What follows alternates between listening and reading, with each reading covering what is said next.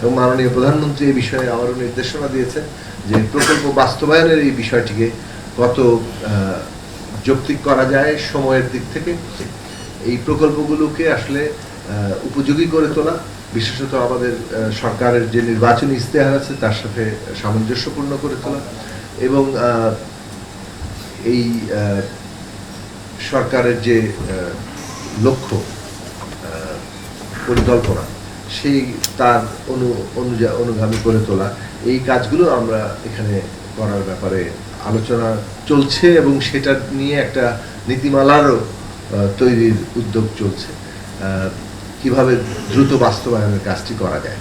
আমরা যেটা প্র্যাকটিস হিসেবে দেখেছি যে এখানে আসলে প্রকল্প একটা ধারণাপত্র থেকে প্রকল্পের ফিজিবিলিটি স্টাডি, ডিপিপি তৈরি এবং সেটা একনেকে অনুমোদন, তারপর একনেকে অনুমোদনের পর থেকে জিও জারি থেকে শুরু করে একেবারে কার্যাদেশ পর্যন্ত পিডি নিয়োগ থেকে শুরু করে বিভিন্ন কাজ, এটা বেশ একটা দীর্ঘসূত্রিতার জায়গায় চলে যায়।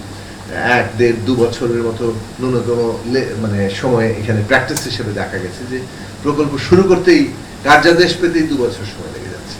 তারপরে কোনো কোনো ক্ষেত্রে এটা কাজ শুরু করার জন্য 3-4 বছর 5 বছরও গিয়েছে। তো এইরকম যে অবস্থা, তাতে আমাদের সামগ্রিক যে উন্নয়ন কর্মকাণ্ড এবং এডিবি বাস্তবায়ন, এটা আসলে খুবই ধীর গতিতে চলে যায় এবং এটার ফলে যে কাঙ্ক্ষিত লক্ষ্য সেটা অর্জন করা যায় না। অর্থনৈতিক ক্ষেত্রে যে এডিবি বাস্তবায়নের মধ্য দিয়ে যে একটা গতি সঞ্চার করার কাজ, সেটাও আসলে ব্যাহত হয়।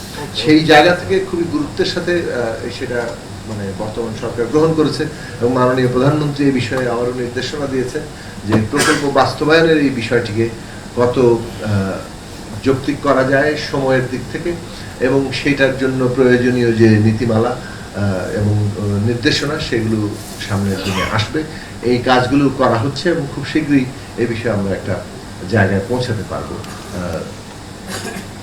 ফলে প্রকল্প বাস্তবায়নের সমস্যাগুলোর সমাধান করতে পারবো। ইতিমধ্যে আইএমএডি একটা রিপোর্ট দিয়েছেন, সেই বিষয়গুলো পরীক্ষা নিরীক্ষা করা হচ্ছে। পিডি নিয়োগের নতুন নীতিমালার খসড়া তৈরি হচ্ছে, সেটাও আলোচনা চলছে এবং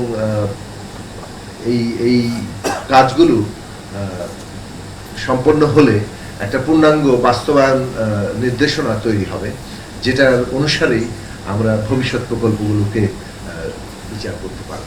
আর সরকার যেহেতু দায়িত্ব নিয়ে 5 মাস হয়েছে, কিন্তু এর মধ্যে একটা ধারাবাহিকতা, পুরনো যে কাজের রীতি তার ধারাবাহিকতা চলছে।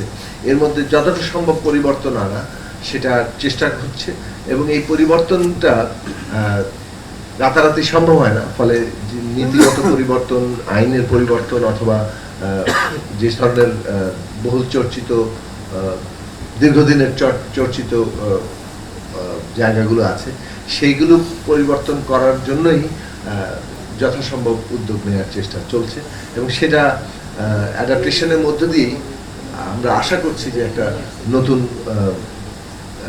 জায়গা তৈরি হবে, বিশেষত প্রকল্প বাস্তবায়নের দিক থেকে।